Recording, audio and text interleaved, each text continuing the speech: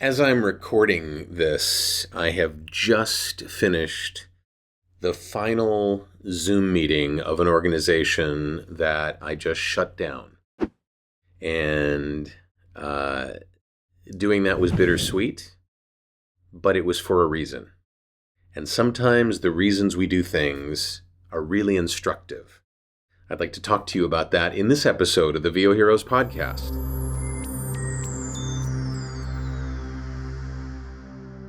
So before we get into this, if you want to hit the like button on faith that this is going to be fun and interesting, you can join the subscribe to the channel. You can get notified when new episodes come out if you hit the notification bell.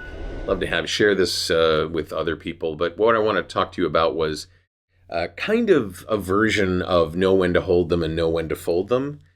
But we sometimes look at the creation of products and services, what we do for a living, what we do with our investigatory and research time to see, hey, do I want to do this? Do I want to do that?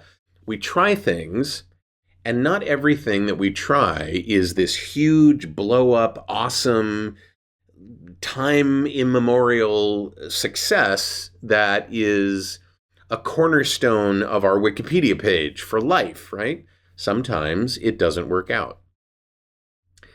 And a couple of years ago, I put together a group of people who train actors and voice talent and writers in various areas as a group to share concepts and strategies and tactics and ideas and new technologies and ways of marketing and ways of serving our clients and serving our customers and serving our teams.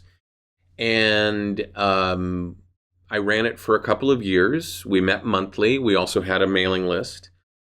And it wasn't a failure. In fact, it was a great success in terms of what everybody seemed to get out of it.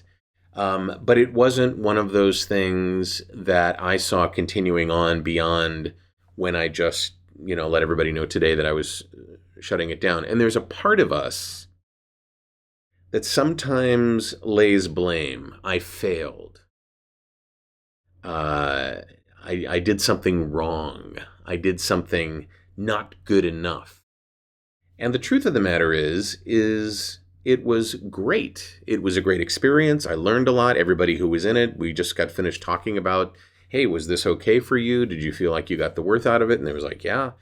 So what I had to do was look at my priorities. And I am at a point where I wanted to kind of prune the hedges in terms of all the different things that I had responsibilities for. And this was one of those things that I judged to be something that I wanted to take out of commission.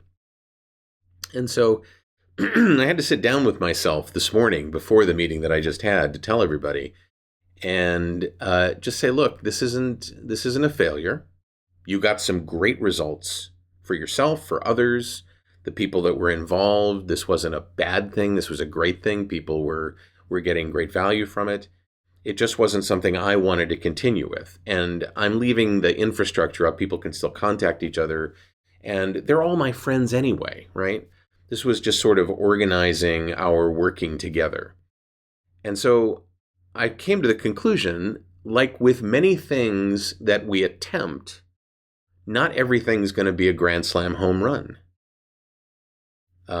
And there's value all along the spectrum. It's not a loss or a win. It can be a very positive experience that just wasn't huge.